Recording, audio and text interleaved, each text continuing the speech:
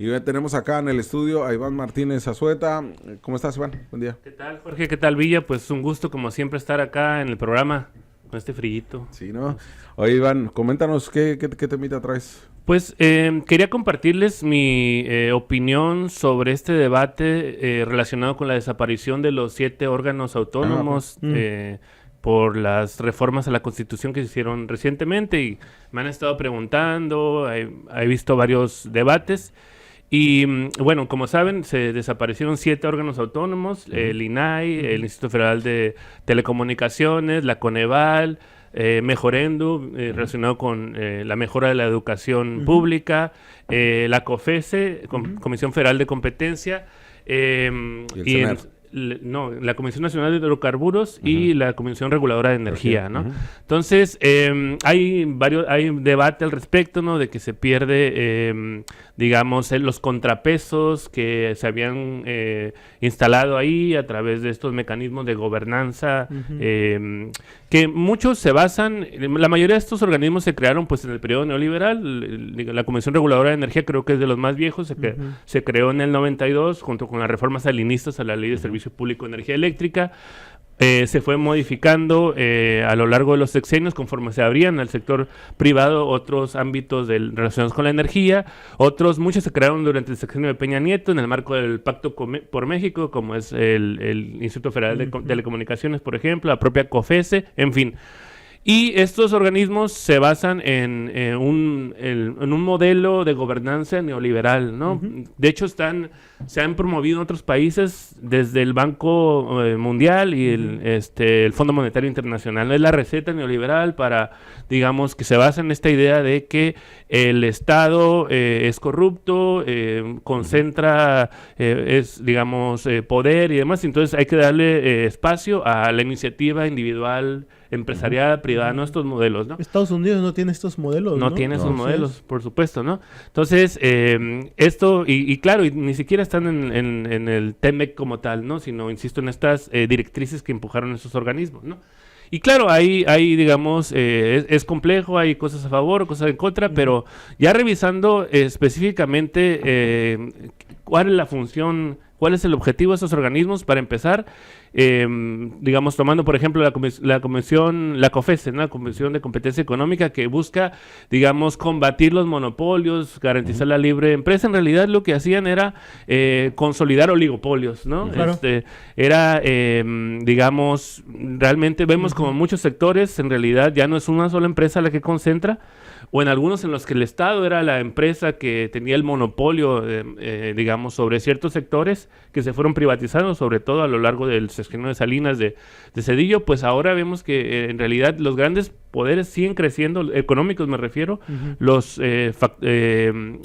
poderes fácticos, y en realidad no funcionaba de nada, ¿no? El Instituto Federal de Telecomunicaciones pues era una manera en la que, digamos, se le otorgó a los grandes poderes mediáticos el control de estos mecanismos, ¿no? De sus propias empresas. Sí, claro. De sus propias empresas, ¿no? Y que en realidad lo que construyeron fue otro oligopolio de las telecomunicaciones que se fue expandiendo a no solamente la televisión, la radio, sino también el servicio de prestación de streaming, internet y demás. Y bueno, me centro en el tema energético, ¿no? La Comisión Reguladora de Energía, por ejemplo, se instauró para garantizar la libre competencia en este terreno, ¿no? Y era la manera en que se fue privatizando el sector energético, ya sea energía eléctrica o gas natural, también más recientemente con la reforma energética de Peña Nieto, pues todo lo relacionado con los hidrocarburos, la gasolina, diésel, ductos y demás, ¿no? Que antes eran exclusivamente de Pemex. Entonces, en realidad me parece lógico que frente a al impulso de la rectoría de nueva cuenta del Estado sobre estos sectores estratégicos, pues elimine esos mecanismos que garantizaban la competencia, que ponían a competir, por ejemplo, a Pemex o a CFE con los privados, por cierto, en condiciones desventajosas, ¿no? Y para poner un ejemplo de cómo operaban esto, la Comisión Reguladora de Energía es la que dio permisos a las empresas privadas para construir gasoductos y para contratar gas natural con las empresas estadounidenses, que de aquí a 20, 30 años, digamos, la capacidad que se contrató y que se iba a distribuir a otros gasoductos es más del doble de la proyectada en relación a la demanda proyectada de México. Y eso que implica que es por eso que ahora se están construyendo también plantas de licuefacción de gas natural, porque tenemos exceso de gas natural contratado que ahora se va a estar exportando hacia la cuenca del Pacífico, ¿no? Entonces es un ejemplo, ¿no?, de cómo en realidad servía a estos intereses de generar un gran negocio con con el sector energético. En el caso de la Comisión Nacional de Hidrocarburos, pues se creó durante el sexenio de Felipe Calderón para otorgar las famosas rondas petroleras para que las empresas pudieran participar en la exploración y explotación de yacimientos petroleros. Entonces, insisto, me parece que revertir este modelo es relevante. Quizás lo más controversial, y creo que ese es el punto medular que se le ha criticado mucho a los gobiernos de Morena, tiene que ver con la transparencia, acceso a la información, ¿no? ¿Con qué se va a sustituir el INAI, ¿no? Que si bien también parte de estos modelos, pues si era, digamos que nosotros, ustedes son periodistas, yo que me dedico un poco a la investigación, pues en realidad no nos afecta nada que desaparezca en la Comisión Reguladora de Energía, la CNH, pero sí el INAI, ¿no? La manera en que, digamos, pues eso. Sí, se está a disposición la información pública, ¿no? Sí, sí.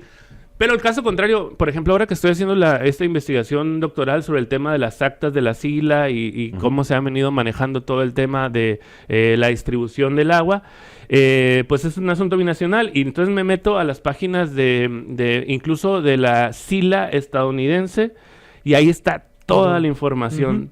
Yo no requiero, a lo que voy es que en el caso estadounidense yo no requiero utilizar los mecanismos de transparencia porque hay un principio de máxima transparencia. Todo está ahí, digamos, a quién se le ahorró agua, quién se está transfiriendo, cuántos recursos y demás, ¿no? Sí, y en el caso de México incluso no hay nada, ¿no? Entonces también respondía mucho estos organismos a que no había realmente, no se impulsaba la transparencia desde antes de que se soliciten. Y lo menciono porque Sheinbaum lo dijo en alguna mañanera, ¿no? Que se iba a impulsar un principio como de abrir más la información para que fuera las solicitudes, digamos, de información fueran reduciéndose, ¿no? Sin embargo, sí es cuestionable, y de hecho, insisto que gran parte de críticas a la 4T ha sido la opacidad y la falta de información con la que han impulsado sobre todo sus proyectos estratégicos. Exacto. El caso del Tren Maya es emblemático. Sí, ¿no? Por temas de seguridad advertía, ¿no? Seguridad nacional. Protección. Y que realmente no aplicaban, porque jurídicamente hablando no entraban dentro del planteamiento. Por eso le cayó como perlas al presidente López Obrador que le tocara designar consejeros del INAI, porque no los designó. Y entonces colapsó el INAI con la comisión, la comisión, y ya no podía sesionar. Entonces ya el INAI realmente tiene años sin funcionar. O sea, en estos momentos el INAI no está funcionando realmente de una manera como debería estarlo realizando. No de la forma en la que tendría que hacerlo. Pero ahora, por ejemplo, en Estados Unidos, como tú lo comentas, cada temporada están obligados incluso a información clasificada, desclasificarla. Claro. O sea, no tendríamos que ir mudando hacia allá. Y yo lo comentaba con Jorge, tendría ahora la responsabilidad, creo yo, el área jurisdiccional. O sea, claro. Porque en Estados Unidos, cuando tú quieres desclasificar algo, porque en Estados Unidos no te lo da todo, te da mucho, pero no te da toda la información. Claro. Tú puedes ir a un juicio, tú puedes interponer una demanda, en este caso el equivalente a una demanda de amparo, y exigir que esa información sea pública, y el juzgado tiene define si ya es momento de volverla pública, ¿no? Sí, completamente. Hay esos mecanismos, pero yo insisto, o sea, si publicitan la información desde antes, ¿no? Sí. Es decir, son transparentes de la mejor manera posible, por así decirlo, ¿no? Pues no se requiere ni siquiera uno que esté solicitando estas, valga la redundancia, solicitudes de información pública, llevar un proceso, que te digan que no, impugnar y demás, ¿no? Pero sí. Y en relación, por ejemplo, con el Coneval, que es vinculado a la evaluación de las políticas de desarrollo social, de la pobreza, pues, por ejemplo, se va a pasar al INEGI, ¿no? Y a veces ves muchos de los reportes y se basan en datos del INEGI, ¿no? Entonces, al final de cuentas, están ahí. Claro, también hacen sus investigaciones como tal de ellos mismos, pero digamos que se entendería, ¿no? Pero insisto, no se va a eliminar la función, como dices tú. Sí, claro. No, se va a cambiar de lado. Y uno de los cuestionamientos que decíamos, y bueno, ya lo referías al principio, ¿qué tanta autonomía tenían estos órganos? Claro. Desde que a nuestros gobiernos se les ocurrió como para darle este equilibrio a los poderes, darlo por cuotas, los nombramientos, como que todo esto se hizo más partidizado, que político. Claro. O sea, no se llevó al escenario político, sino partidista. Es decir, ¿qué me toca a mí? ¿O qué órgano me toca a mí? Claro. ¿O de qué manera vamos a trabajar en conjunto para tener una gobernabilidad? Claro. No una gobernanza. Y es a partir de ahí que se cuestiona. Le cuestiona la autonomía del ITAIP y del INAI, ¿no? Claro, sí, completamente. Son los casos emblemáticos de la famosa puerta giratoria, ¿no? También de que eran empresarios que también entraban o digamos, gente que después se volvía político y demás, que se vinculaba. Y claro que mucho era cuotas, ¿no? Era el reparto de cuotas como tal. Y sí, en realidad, de hecho, la 4T pudo sostenerlos y simplemente poner a sus fichas ahí, ¿no? Yo creo que también, se ha hablado también de un asunto presupuestal, no creo que sea presupuestal para nada, ¿no? Es una forma de transformar al Estado, revolverle, digamos, muchas de las facultades que se habían, digamos, terciarizado a través de estos organismos. Pero yo insisto, yo creo que muchos no, en realidad eran la manera en que se entregaban o se facilitaba que estos sectores estratégicos, telecomunicaciones, hidrocarburos, sector económico, se entregara a estos grandes poderes fácticos y se fortalecían los poderes fácticos. Sin embargo, sí creo que hace falta y todavía debe mucho la 4T ver cómo se va a sustituir eso con una verdadera gobernanza en el que se involucre a la ciudadanía, a los grupos organizados y demás, ¿no? Que creo que eso tampoco les gusta realmente, ¿no? Y lo digo en el tema del agua, que es lo que hemos promovido desde la Contraloría Ciudadana Autónoma del Agua de Baja California.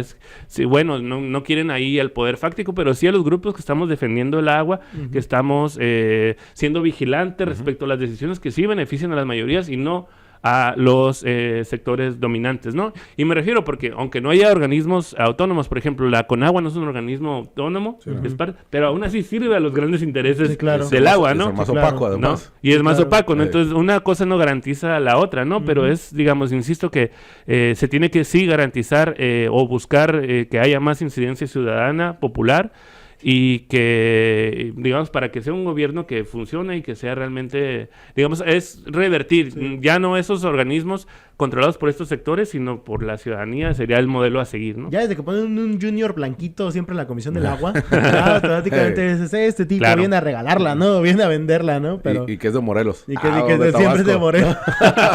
De Cuernavaca. De Cuernavaca. Pero bueno. Son los ecos de la nota capital.